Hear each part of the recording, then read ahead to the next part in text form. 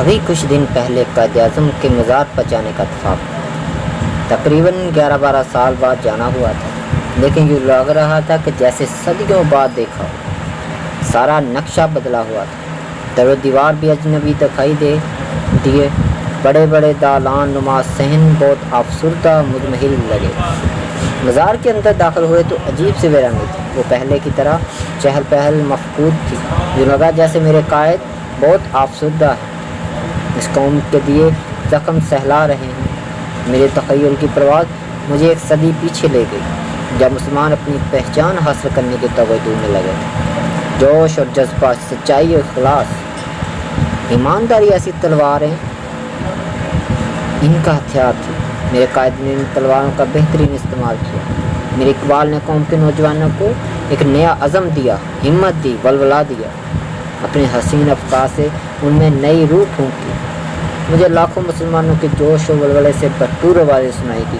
پھر آہستہ آہستہ یہ آوازیں درد بھری سسکیوں اور آہوں میں بدل گئیں۔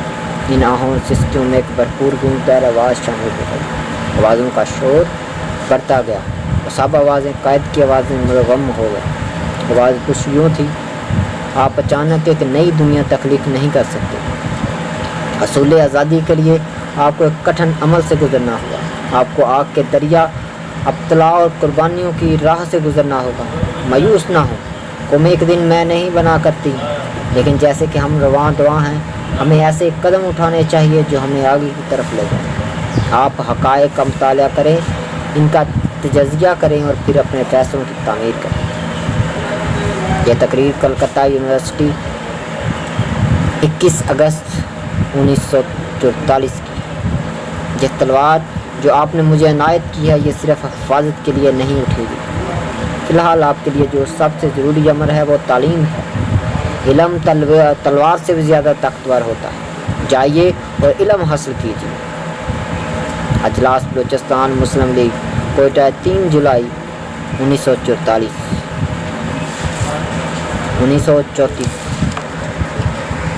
اس میں شک نہیں کہ ہم نے پاکستان حاصل کر لیا، لیکن یہ تو محض آغاز ہے۔ اب بڑی ذمہ داریاں ہمارے کندھوں پر آن پڑی، اور جتنی بڑی ذمہ داریاں ہیں اتنی ہی عظیم جدوجہد کا جذبہ ہم میں پیدا ہونا چاہیے۔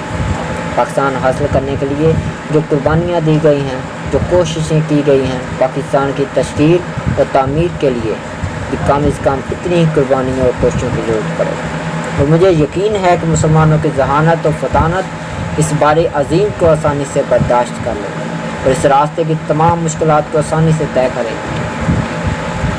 یوم عید 18 اگست 1947۔ آوازوں کا ہجوم بڑھتا جا رہا ہے اور میری سماعتوں پہ بوجھ بھی بڑھتا جا رہا ہے۔ میں جلدی مزار سے باہر نکلی تو نیچے کی جانب چناب میوزیم پہ نگاہ پڑی۔ میرے قدم خود بخود اس جانب اٹھنے لگے۔ میوزیم میں داخل ہونے پر بھی ایک عجیب سی یاسیت گھیرے میں لے لی۔ ایک ایک چیز کو غور غور سے دیکھ کے میری نظر دیوار پر چسپا کچھ واقعات پہ دکھا تھا۔ پاکستان کی پہلی کابینہ کا اجلاس تھا۔ اس اجلاس میں قائد اعظم بھی موجود تھا۔ ADC گل حسین نے قائد اعظم سے پوچھا، سر، اجلاس میں چائے پیش کی جائے یا کافی؟ قائد اعظم نے چونک کر سر اٹھایا اور فرمایا، یہ لوگ گھروں سے چائے کافی پی کر نہیں آئے۔ ADC گھبرا گیا۔ قائد اعظم نے فرمایا، اس وزیر نے چائے کافی پینی ہے، گھر سے پی کے آئے یا پھر گھر واپس جا کر پی؟ قوم کا پیسہ قوم کے لیے ہے، وزیروں کے لیے نہیں۔ میری نظر میں چند مہینوں پہلے ایک خبر گھوم گئی جب زرداری کی پاکستان آمد پر نواز شریف نے خود تکلف لنچ کا اہتمام کیا، جس میں ملکی اور غیر ملکی 80 انواع و اقسام کی ڈشیں بنوائی گئی۔ وہ خبریں بھی یاد آئیں کہ کیسے ہمارے حکمران بیرون ملک دورے پر دورہ کرتے ہیں، ماں، فیملی اور محلہ۔ میوزیم میں میرے قائد کی استعمال شدہ چیزیں پوری آب و تاب کے ساتھ موجود تھیں۔ ان کی سرکاری گاڑی، فرنیچر، کراکری، سگار، ہتھیار، کپڑے، پریکٹس گاؤن، تصاویر، قلم، لائبریری، قرآن پاک کے نسخے، کتابیں، بیڈ روم سیٹ، بلیئرڈ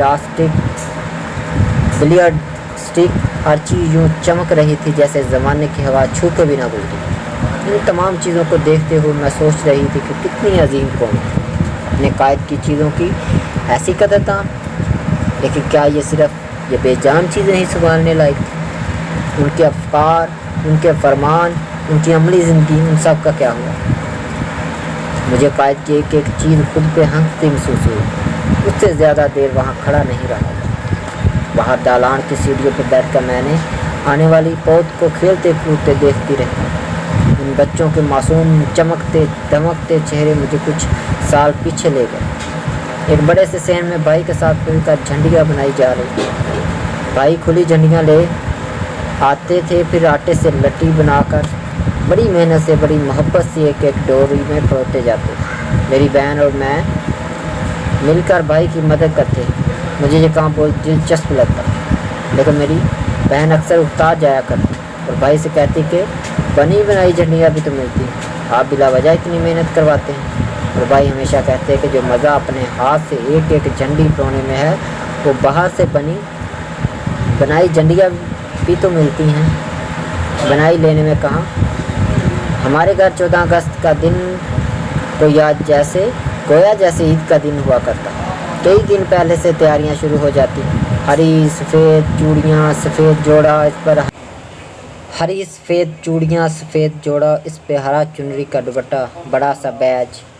امی نے گھر کی چھت پہ لگانے کے لیے گھر پہ خود جھنڈا سلائی کر کے رکھا تھا، جو ہر سال دھو کے استری کیا جاتا اور بڑے اہتمام سے بھائی چھت کی منڈیر پہ چڑھ کے لگایا کرتے۔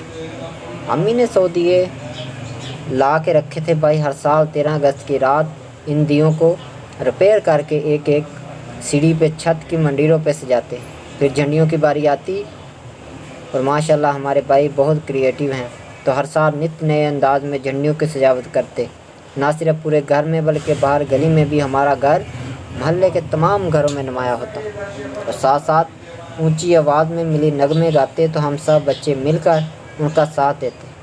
ابو ہمیں پاکستان کی تاریخ بتاتے، ہم سب بہن بھائی ابو کے گرد گھیرا ڈال کر بیٹھ جاتے، اور وہ ہمیں بتاتے کہ ہمارے پرکھوں نے کتنی قربانیوں سے یہ وطن حاصل کیا۔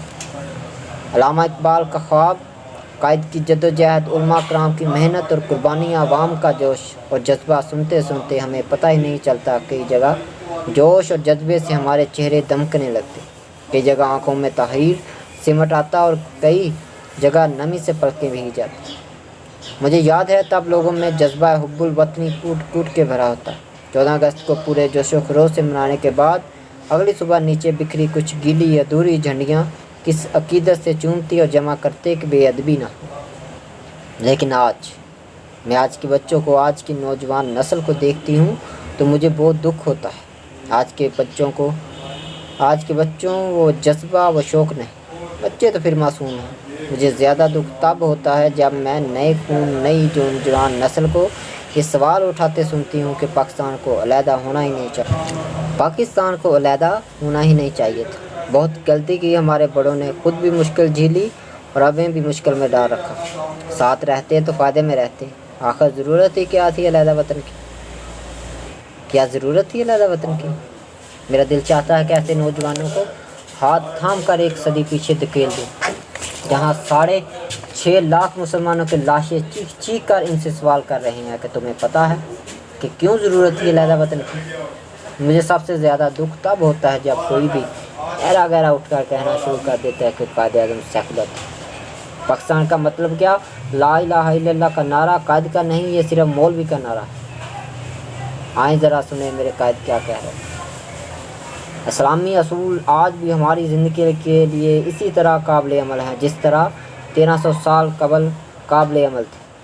میں یہ سمجھ نہیں سکا کہ لوگوں کا ایک گروہ جان بوجھ کر فتنہ اندازی سے یہ بات کیوں پھیلانا چاہتا ہے کہ پاکستان کا آئین شریعت کی بنیاد پر مدون نہیں کیا جائے گا۔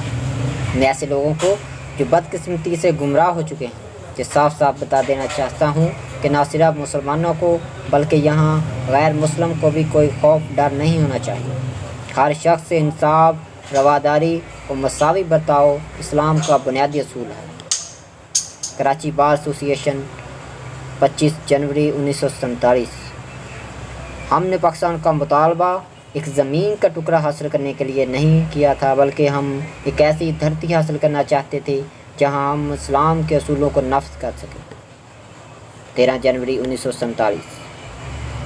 میرے بیٹے نے میرا کاندھا جھنجھوڑا۔ ماما آپ رو کیوں رہی ہیں؟ آپ کو قائد اعظم یاد آ رہے ہیں؟ مجھے بھی بہت یاد آتے ہیں، میں نے سوچا ہے کہ میں بڑا ہو کے قائد اعظم بنوں گا۔ میرے لب بے ساختہ مسکرا دیا۔ مجھے افسوس تو ہے کہ آج کے نوجوان میں وہ جذبہ نہیں، لیکن چنگاری ابھی بھی موجود ہے، بس اسے صحیح سمت میں ڈھالنا ہے، اور یہ کام ہم ماؤں کا ہے۔ عبداللہ اکثر مجھ سے فرمائش کر کے پاکستان کی کہانی سنتا ہے کہ میں اسے بہت سی پاکستان کی کہانیاں سنا چکی، لیکن اس کا دل نہیں بھرتا۔ ہم مائیں یہ کام کر سکتی، ہم کہانیوں کے ذریعے اپنے بچوں کو بہت کچھ سکھا سکتی، بہت کچھ سمجھا سکتی ہیں۔ میرا ذاتی تجربہ ہے کہ کہانیوں سے بچے وہ کچھ سیکھتے ہیں جو بڑے سے بڑا معلم بھی نہیں سکھا سکتا۔ کہانیاں بچوں کے ذہن پہ گہرے اثرات مرتب کرتی ہیں۔ اس قوم کی ماؤں پہ بہت بھاری ذمہ داری آن پڑی ہے۔ ایک عورت تو کمزور ہو سکتی، لیکن ایک ماں ہرگز کمزور نہیں ہوتی، اپنے بچوں کی صحیح سمت میں تربیت کر سکتی ہیں۔ ماننا کہ بہت دیر ہو چکی، لیکن ابھی بھی کچھ نہیں بگڑا۔ اگر اور دیر کر دی تو کچھ نہیں بچے گا۔ یہ پاک روشن وطن ہماری جان ہے۔